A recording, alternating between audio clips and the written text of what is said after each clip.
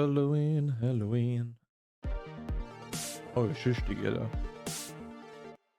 Welcome to the Kill Count, where we tally up the victims in all our favorite horror movies. I'm James A. Janice, and today we're looking at Halloween. No, not the 1978 original. No, not the Rob Zombie remake either. Yeah, there you go, the 2018 sequel that has the same exact name as the original for some reason. Although its title is the same, Halloween...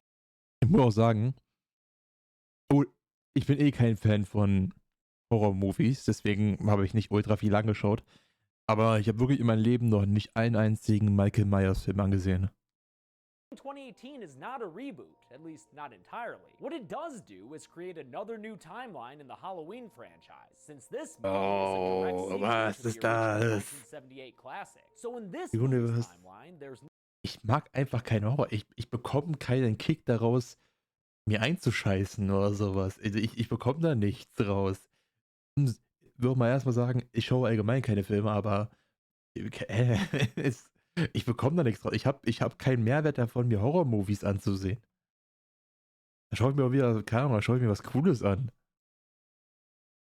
Was war das letzte, wofür ich ins Kino gegangen bin?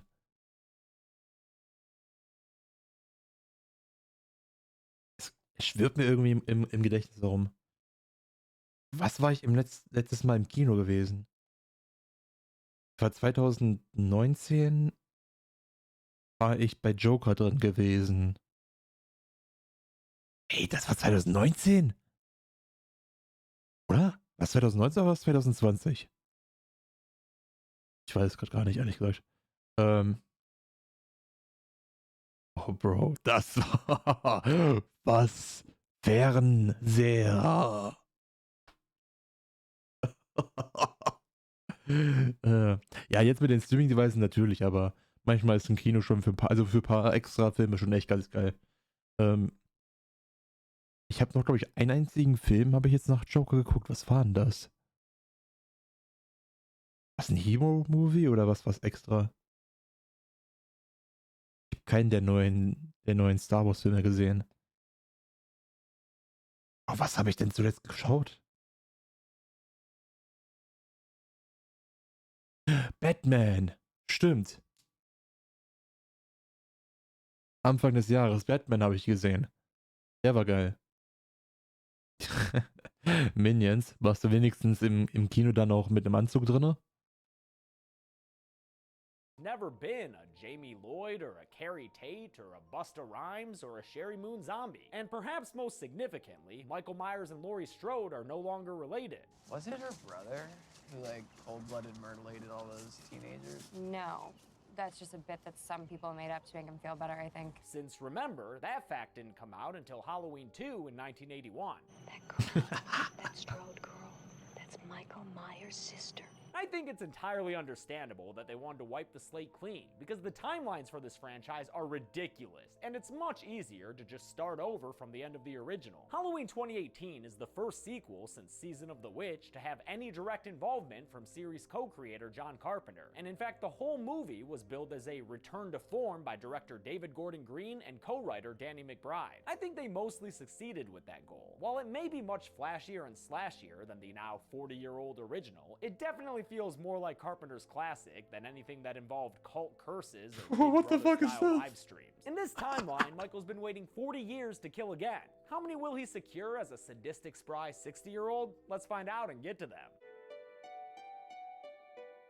The movie begins at the Smiths Grove Sanitarium, where uncomfortable close-ups and excellent sound design create an immediate feeling of unease. A couple of wannabe journalist podcasters, Dana and Aaron, are there to record a story about Michael Myers, and to that end, they meet with Michael's overseer, Dr. Sartain, who sounds like Dr. Loomis in more than one way. Michael has been my life's obsession. In fact, Sartain here was a student of Dr. Loomis, whose shadow still looms as large over this franchise nearly a quarter century after Donald Pleasance's death. Dr. Loomis was the only one to see him in the Aber von Michael Myers, hab ich schon mal jemals das Gesicht gesehen? more than pure evil. Sartain leads them out to the prison yard, where Michael Myers reigns king of this human chessboard. The little pawns all around him start freaking the fuck out What when the fuck? Aaron tries to reach into Michael's soul and evoke something using his old Bill Shatner mask. He says he got the mask from a friend at the AG's office, which, sure, I mean, it's just a little murder case evidence, series. Might as well let the amateur podcasters borrow it. No big. Now, while the mask they use in this movie isn't for reals the same one they had in 1978, makeup artist Christopher Nelson recreated that mask and added really good-looking aging effects to it. I think this movie's mask looks better than most of the ones from throughout the series, especially that stupid fucking alien looking. Bro, what the fuck is In this that?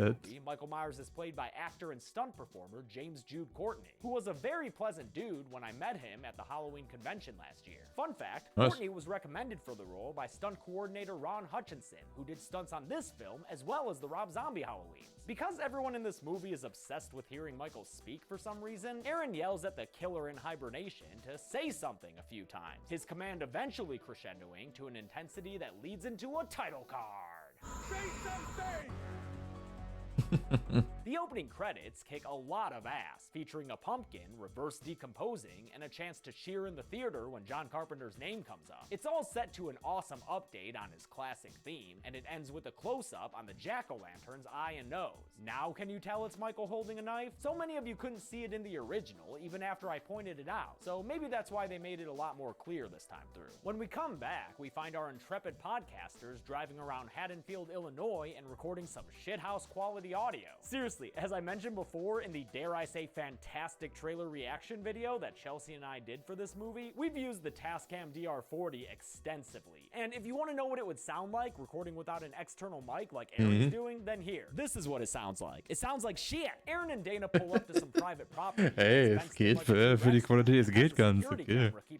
This is the home Einer of rechts so Laurie hat's enjoyed. Strode, and the podcasters earn access with the promise of a $3,000 bribe, or speaking fee. Laurie's house is a full-on isolationist bunker, and it's in this home of floodlights that we get to see the world's most famous final girl again, just after she takes care of all these locks and barriers. What We the good? fuck? Okay, one more. There she is. Hell yeah, Jamie Lee Curtis. It's great to see you again. Laurie's not very receptive to these yahoos who are prying at her personal history so they can get more downloads for their podcast. Through them, we learn that she's twice divorced and currently estranged from her daughter's family. The conversation is obviously very painful for Laurie, which makes this whole scene great commentary on how any jackass with a Tascam can fancy themselves the next serial and go invade communities and personal lives. Laurie ain't having it though, and sends these podcasters back to whatever shit town they came from. Let's meet Laurie's estranged family that we just heard about. They consist of her daughter Karen, played by Judy Greer, Karen's husband Ray, played by strongest man in the world Toby Huss, and their National Honor Society strongest daughter, man in the world. Allison, played by quote-unquote newcomer Andy Matichak. They're introduced to us in a breakfast scene, which is always fun. Remember the Rob Zombie one? Bitch, I will crawl over there and I will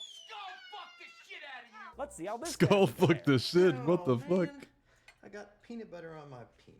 Weirdly similar. I guess whether you're white trash or National Honor Society, breakfast is a good Wait, time das sind die to see how gleichen. this family compares. Damn. Over there and I will Das sind die gleichen. skull fuck the shit out of you. Let's see how this family compares. Damn, man. I got peanut butter on my penis.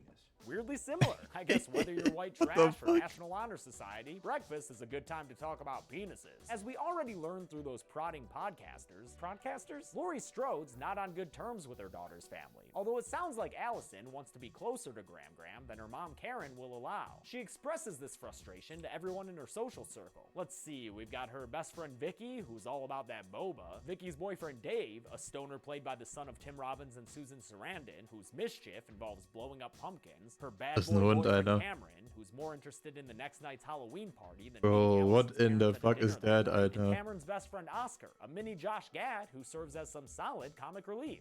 You know, you're two yucky dumpsters, and I want to go dive in. Come here. Mwah. While Allison's in class, we get a nod to that scene What the from the fuck? original when Laurie glanced out a window to see Michael Myers. But unlike when they alluded to that scene in H2O, with Michelle Williams also seeing Michael when she looked out her classroom window, this time through, it's Laurie herself standing there stalking. This movie does that a The lot. fuck? It has Laurie replacing Michael in new renditions of classic shots. It's a fun way to touch on the theme of Laurie and Michael being forever connected, even without the familial relationship. Laurie's at the school to pass along that podcaster pay-to-play money to Allison for her National Honors accomplishments. And during their fraught conversation, Laurie defends her parenting techniques that wound up causing her to lose custody of her daughter when Karen was 12 years old. If the way I raised your mother means that she hates me, but that she's prepared for the horrors of this world, then I can live with that. Laurie is definitely prepared for the horrors of this world, with a home God shooting damn, range full Alter. of mannequins and a bunch of guns, including one of those lever-action rifles that Ash had in Army of Darkness and that I previously mistook for a shotgun. Thanks for the correction. You know I'm a gun dummy. Laurie takes one of the guns and gently caresses the trigger of it while she sits in a car that night drinking baby bottles of booze. The reason she's such a mess right now is because they're transferring Michael from Smithsgrove to another facility in a scene that features a voiceover by comedian Colin Mahan doing a Loomis impersonation that plays over an illustration of our favorite. Ich bin Open World, ich dachte eigentlich, Michael Myers wäre auch so ein übernatürlicher Killer. Der nicht so ein Mensch war. Das wäre auch so in der Reihe so von Freddy Krüger und Jason Voorhees. Favorite shape shrink. Meanwhile, our least favorite shape shrink is boarding the bus to accompany his patient. We'll see how that pans out later, but right now, let's get a little taste of Jamie Lee Curtis's famous scream. She still got it. At a restaurant, Allison's family is celebrating her academic success and meeting her boyfriend Cameron, whose father is no stranger to Ray. I know Lonnie. I went to high school with him. He used to sell me peyote. Wait, Lonnie? Why does that sound familiar? Hey, Lonnie, get your ass away from there. Oh shit, that's right! Lonnie was one of the little bastards who bullied Tommy Doyle about the boogeyman and made him crush his pumpkin. In fact, it was Lonnie's friend and fellow bully Richie who was the first person to run into Michael Myers with that cool sound effect. Laurie crashes the family dinner and chases down all that airplane alcohol with a full glass of red. This is exactly why we don't reach out. Damn, Karen don't fuck around. But you can't really blame her. I mean, who wants their drunk mom crying all over their entrees? Even if it does give this movie a chance to reference Michael's OG nickname. I saw him. The sheep. That's cool, bin but viele we've Sheep. got company here for dinner, Grandma. After Allison comforts her vulnerable grandmother, Laurie leaves in her giant pickup truck, and in a weirdly flat performance by Judy Greer, Karen recounts her childhood of survival training and reenacting Silence of the Lambs to explain to her daughter why she doesn't want Laurie around.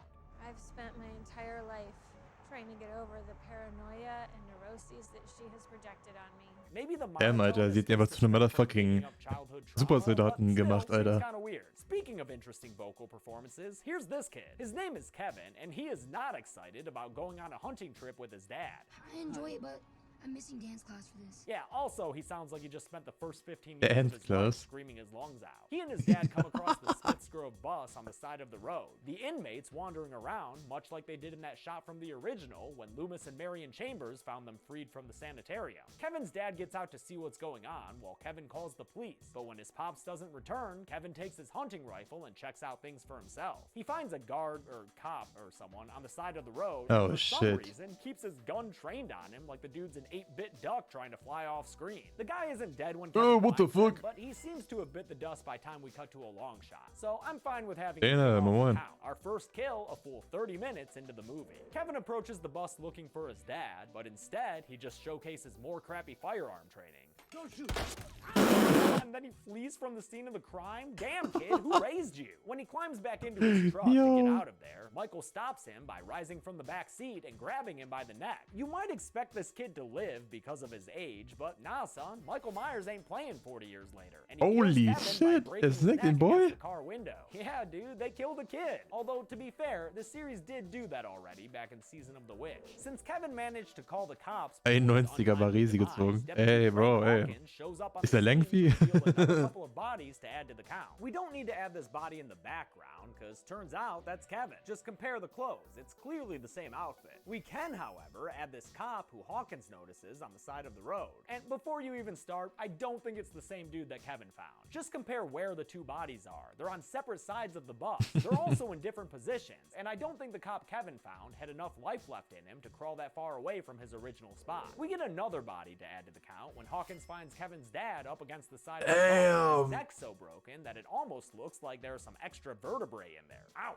When Hawkins checks the bus for any more bodies, he finds Dr. Sartain, who survived getting shot by Kevin and who tells Hawkins that Michael Myers has escaped. The next day, on Halloween, the podcasting duo heads to the Haddonfield Cemetery to look at Judith Myers' grave, where Erin describes her death in such detail that it evokes flashbacks to the original. Here we have another great bit of commentary, this time on how some true crime podcasters seem to get off on the morbid descriptions of the victims they're covering. It's kind of unsettling. Oh, and speaking of unsettling, Michael's there in the back background, watching them all the while. In fact, after they stop at a gas Holy. station, where I think Dana says she needs to drop a deuce, Go to number 2 almost immediately. we see that Michael has followed them there as well, walking around in broad daylight all willy-fucking-nilly. Dana heads to the bathroom. Oh, ey, and Broski ist einfach ein G, wa? gas station look very much like the one in part 4, the one connected to that Shrine of Lincoln diner where Doc Loomis encountered Michael again. And after Dana finds a suitable stall for her poop casting, she hears Michael walk into the bathroom, which is evocative of that one scene in Halloween H2O where he stole the keys to a car from that young mom on a toilet. This movie has franchise references all over the damn place. While Dana grows more fearful of the man outside her stall, Aaron peeps in on the gas station clerk and finds that he's been killed on the job, his jaw broken and his teeth ripped out in a gnarly off-screen death. This movie is actually full Okay, vielleicht nicht so krass zeigen, Broski. Mechanic being killed in the background a minute ago when Dana was asking where the loo was, but I'll put him on the list now when we know that he's confirmed dead. Back in the bathroom, Michael gives Dana a present, about $35 in tooth fairy bucks. Score! He chases her underneath the stalls in a scene that's equal parts suspenseful and nasty until Aaron rushes into the bathroom to save her. Michael responds by grabbing Aaron and beating him completely senseless, bashing his head against the wall and then the stall door a whole bunch of times.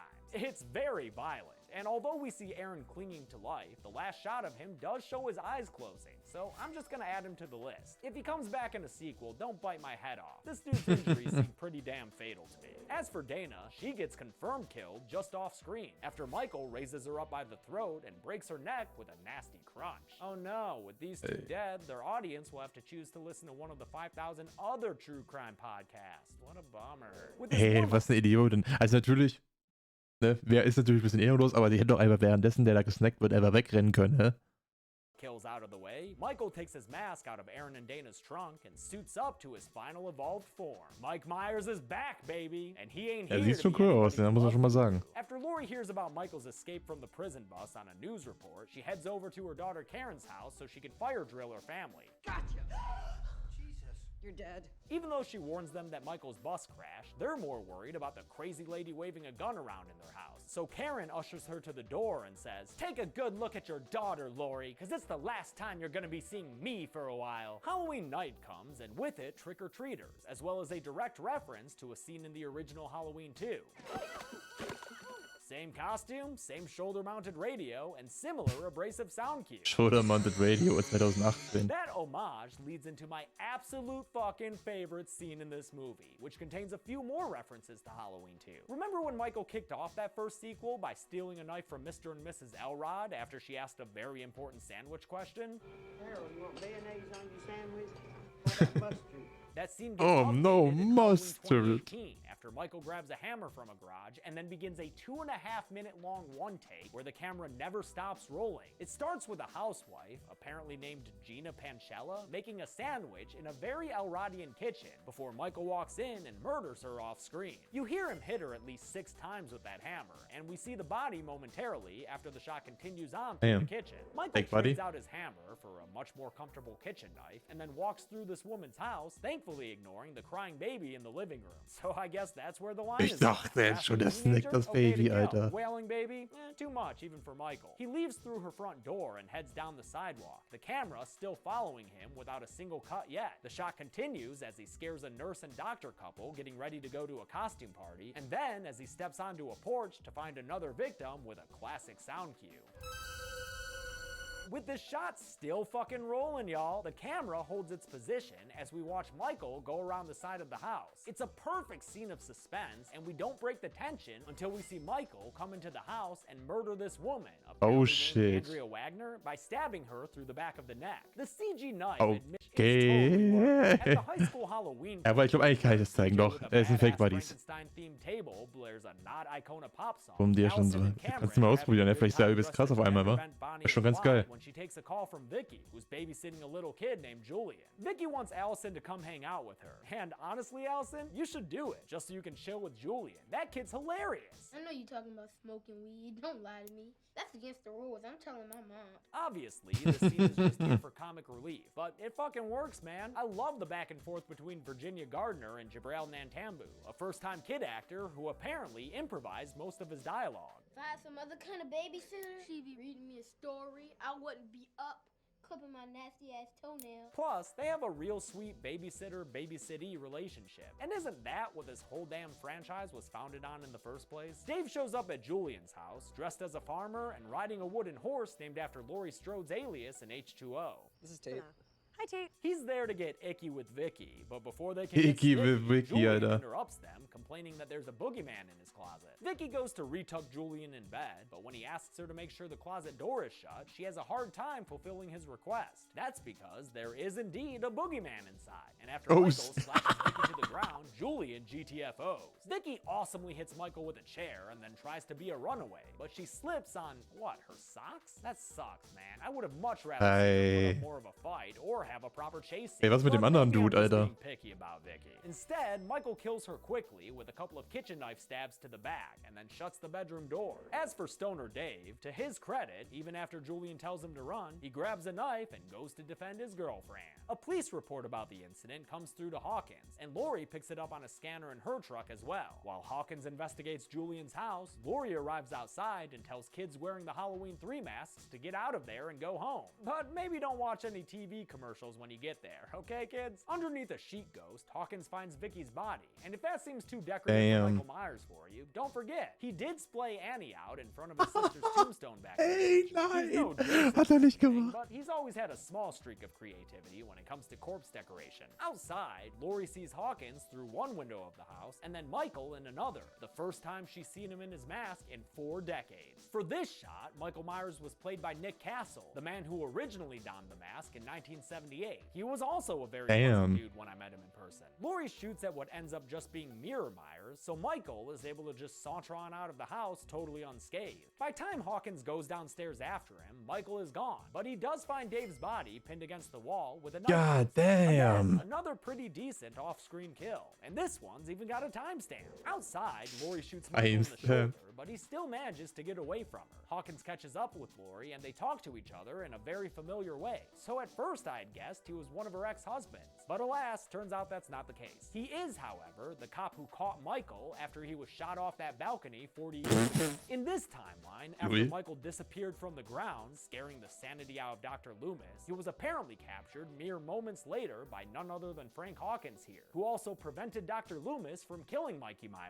The badass-looking Sheriff Barker arrives with the recently awakened Dr. Sartain. But unfortunately, Sheriff Barker's not a bigger character in this movie, and instead, we're about to be stuck with Sartain for a little while. Sartain sees Laurie and fanboys over her hard. Chill out, dude. You should know Miss Curtis don't like that kind of shit. After meeting him, she refers to him as the new Loomis, although I personally prefer the much shorter Noomis. During all this, Allison's time at the high school dance has been a total disaster. Was ist das für eine creepy ass Maske gewesen? During all this, Bro, was denkt man sich dabei, wenn man so eine Scheiße anzieht, Alter? What the fuck? Was ist denn das? Allison's time at the high school dance has been a total Das ist doch schon creepy genug. since she caught Cameron kissing with a kitty named Kim. Between that and all the contraband booze he's been guzzling, Allison is totally done with Cameron. But good riddance to him, girl. This dude's the kind of jerk who will toss her phone into some unsanitary party nacho cheese. Fuck that guy. Allison and Oscar leave together, and during their walk home, we run into a spot of awkwardness. Allison, you're the coolest, you're the prettiest, and you're the nicest girl in school. And if anyone doesn't appreciate that, they're a crazy person. Ja, Alter, nicht den White Knight, Alter. Er macht nicht den White Knight. Thank you. It's very sweet. Oh no, we have all seen this relationship play out before, and nobody ever seems to win in the end. Hawkins and Noomis are out looking for Michael Myers, and during their buddy road trip conversation, we see just how friggin' obsessed Sartain is with the silent serial killer. I want to know what he's feeling. I want to know what pleasure he gets out of killing. Because of Oh. Hä, wow, hat er so eine random-ass Videogame-Doktorstimme, Alter. that, he wants to capture Michael alive, but Hawkins ain't looking to repeat the same mistake he made in 1978 when he let Michael live. Meanwhile, Laurie and a police escort get to Karen's house and tell her that it's Mima bunker time, so they fruitlessly call Allison's submerged cell phone and leave voicemails that call back to classic Laurie lines. Now do as I say. But right now, Allison is taking a shortcut home with Oscar, whose crush on her erupts just as awkwardly as we all feared. What are you doing? Nee, bitte nicht. Shout out, Allison. Allison. She leaves him in this backyard. Ah, and no, then das ist mir goes zu to cringe, fence Bro. lights, and when Michael appears behind Oscar, the horny kid mistakes him for the yard's owner, Mr. Elrod. Which, yes, is a reference to the sandwich couple from Halloween 2. Oscar pours his heart out to the emotionless figure in a bit of backyard therapy. Have you ever really liked a girl and you just couldn't have her? You have no idea, Oscar. We get a very well-constructed scene utilizing the motion sensor lights that keep turning off because of Michael's ever closer stillness, and that builds nicely to a solid jump scare. Oscar makes a run for it, but gets stopped by the gate, so by the time Allison turns around in response to his screaming, it's too late. Michael stabs Oscar in the back, who then falls and gets a spear-tipped fence post through his chin. We get a better look at the nasty carnage after Allison arrives and finds his body. Damn, that's gnarly. The franchise's newest heroine, and Michael fucking Myers, finally come face to face for the first time ever. And holy shit, there is an amazing piece of music to accompany the seminal moment. God damn, Alter.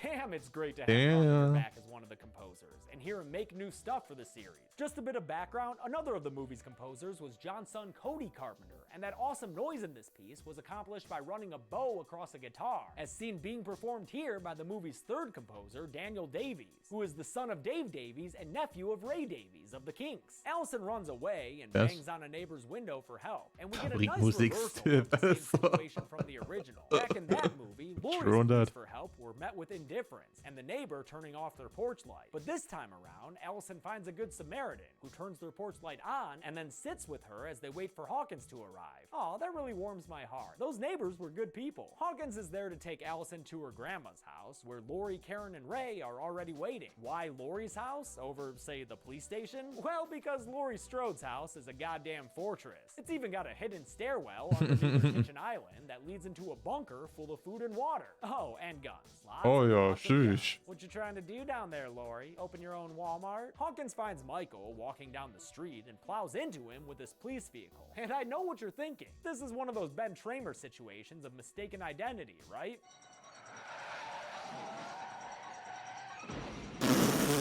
That never gets old. But no, it turns out this is actually really Michael Myers. For reals. Dr. Sartain tends to him and tells Hawkins that he's dead. But guess what? Sartain's a fucking liar. Because he actually wants to keep Michael alive so bad that he takes out a penknife and stabs Hawkins in the neck with it. Oh, damn! Sartain gets Hawkins to the ground as Allison watches helplessly from inside the car, and the crazed doctor kills the deputy with a couple of stabs that leave him bleeding out to death from the neck. R.I.P. Hawkster. When I first saw this movie, I was aghast watching this twist unfold, and my confidence in it was not at all restored when Sartain popped up into Allison's view wearing the Shatner mask. Holy shit, that looks dumb. But thankfully, his game of dress-up only lasts as long as it takes him to load Michael's unconscious body into the back seat with Allison. After all, can't really drive in a mask like that. I've learned to live with the Sartain thing, partly because it's here that Sartain admits to being responsible for the bus crash that freed Michael in the first place. That works for me. But it does still feel like a pretty cheap mechanic to get Michael to Laurie's house, since I guess Sartain's Bruder ist einfach Simping vor einem Serial Killer, Alter. Honestly, I don't know. This guy's crazy. And very disrespectful of corpses. The entrance to Laurie's property is currently being guarded by officers Francis and Richard, a pair of cops who are another source of comic relief. Once again, it works for me. I find their conversation very natural and hilarious as they talk about what they've packed for dinner.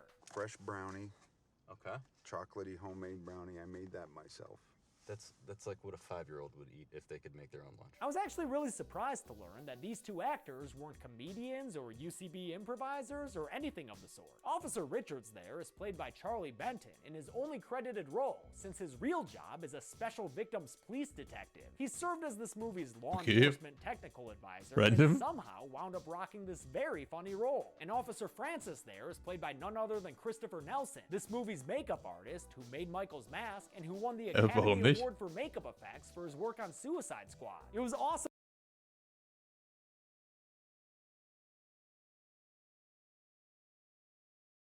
Suicide Squad hat einen Oscar bekommen? To learn learn that these two non-actors managed to be really funny. Way better than the last time this franchise tried to have a pair of comedic cops. What the fuck is that?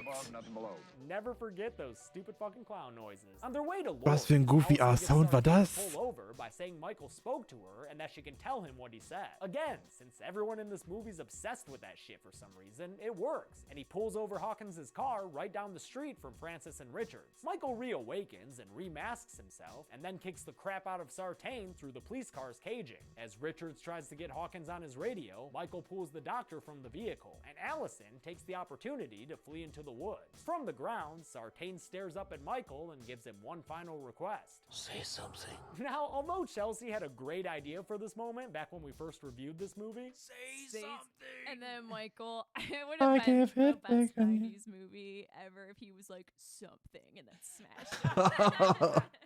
in actuality, Michael doesn't say anything. He just squashes Sartain's head like a pumpkin.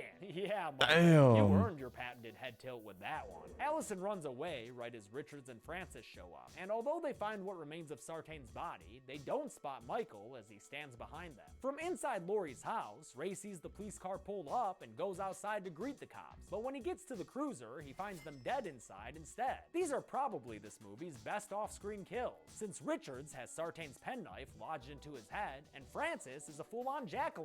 Stick that next to the Myers. Yo, wie waiting viel? for him with a wind chime chain that he uses to garrote the poor patriarch to the ground. It takes a little while, but Michael finishes the job with a quick snap of Ray's neck. Idiot auch mal wieder. Man, how are we ever gonna break this to little Pete? Laurie hears the commotion and comes downstairs with a gun to see a masked Michael standing on her front lawn. She locks the door and sends Karen into the basement, but after she gets stupidly close against the door, Michael breaks through and almost ends this epic matchup before it even gets started. Laurie saves herself and prolongs the headline fight by shooting off a couple of Mikey's fingers with her shotgun, and shooting out her eardrums, right? How's she about to hear anything after that? She heads into the basement with Karen, and they turn on all the floodlights as Michael breaks in through the holes in the front door. Laurie tries to wall hack and shoot Michael through the floor he's Wall It hack. apparently doesn't hit him, so all she's got now is a hole in her floor and a blown position. She goes upstairs to finish this 40-year-old grudge, and the movie once again makes a nod to the original by having her suspect that Michael's in a closet with wooden slat doors. But she doesn't find him there among the clothes and vacuum cleaner, so instead she methodically checks and clears each room in her house one by one, locking each one behind her with a gate system that she's installed. Meanwhile, Allison has run over a river of blood and through the woods to get to grandmother's house.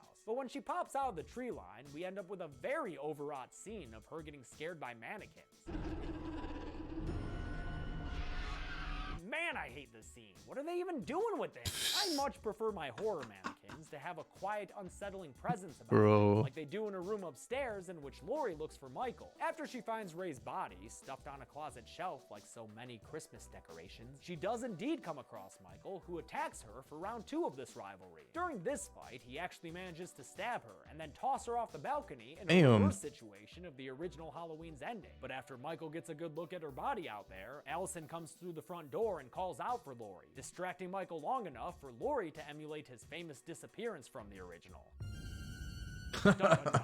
Allison joins her mother in the bunker, where the two of them hide among the food stocks. But since Laurie had shot from down there earlier, Michael knows where they're hiding, so he starts tearing at the kitchen island with his crazy scary strength. While he's huffing and puffing, Karen Strode sees a gun with her name on it, or her initials at least, so she grabs it and takes a defensive position at the bottom of the stairs. Michael finally breaks the island away, but doesn't show himself immediately, so it's up to Karen to flush him out with a show of tears and fear. I can't do it! I'm sorry, I can't do it! Gotcha. Damn! Karen don't fuck around. And for that matter, neither does Laurie. Happy Halloween, Michael. Yeah, like any good Goddamn. This one's got a third part to it. So Michael Myers and Laurie Strode take turns beating on each other one last time. She knocks him down into the bunker and helps Allison escape into the kitchen. But when Karen goes to follow, Michael gets back up and grabs the middle Strode lady. Laurie tells her granddaughter to run, but Allison wants to earn her place among the pantheon of kick-ass Strode women, or as Jamie Lee Curtis calls them, Hallow women. She grabs a knife off the ground and uses it to stab Michael in the shoulder and slash him in the hand until he lets her mom go. Then it's just one kick to the face and a pull of a lever, and Michael Myers is trapped in the basement by some scary spikes. Gas starts pumping into the house, and Karen tells Allison that the bunker is actually a trap. Michael is all locked up with nowhere to go. Hey, der will All he die can will ihn do is vergraben. stand there and look up at Lori impassively while she lights a road flare and throws it into the basement. The gas catches fire, Oh, and Michael sheesh. still doesn't move, not even as explosions take place and the flames spread all around him. Lori and her lineage leave as her fortress burns down. Mannequins, monitors, Minnie Myers houses and all. But I'm not gonna put Michael Myers on the kill count because as these empty shots of the basement show, we never get to see a body. And you know that fucker always comes back for more. Plus, during the credits, you can hear him breathing, which was also performed by Nick Castle. The movie ends with 3 generations of kick-ass survivors flagging down a truck and a Texas Chainsaw-like shot that pans down to Allison still holding that bloody knife. Freeze frame. How many kills did Michael Myers get in this latest and greatest Halloween sequel? Let's find out and get to the numbers.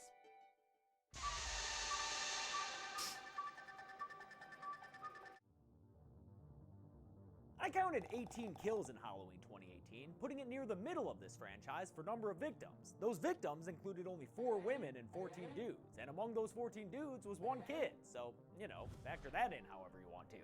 With a runtime of 106 minutes, that comes out to a kill on average every 5.89 minutes. Golden Chainsaw for coolest kill goes to Dr. Sartain, obviously. That is one messy head crunch. Sorry I can't show Muss ich mal machen, Alter. So einen ganzen public, Head but wegcranken, keep that Alter. shit on Patreon if you want. Or just, you know, watch the fucking movie. Doll Machete for lamest kill will go to Ray, both because of the method by which he was killed and the fact that we never get to see his wife or daughter acknowledge his death. Like, come on, at least one line of sadness. That dude was cool. And that's it. Halloween 2018 came out in 2018, obviously, and did so well at the box office that a sequel is already in development. I've got more big request movies for the next few weeks ahead, but until next time, I'm James A. Janice. This has been the Kill Count. Thanks a lot for watching this Kill Count. I want to thank a couple of Gibt's da schon was Neues? Kam da schon ein zweiter Teil raus zu Halloween? Oder ist das noch irgendwie in the making 4 Jahre danach?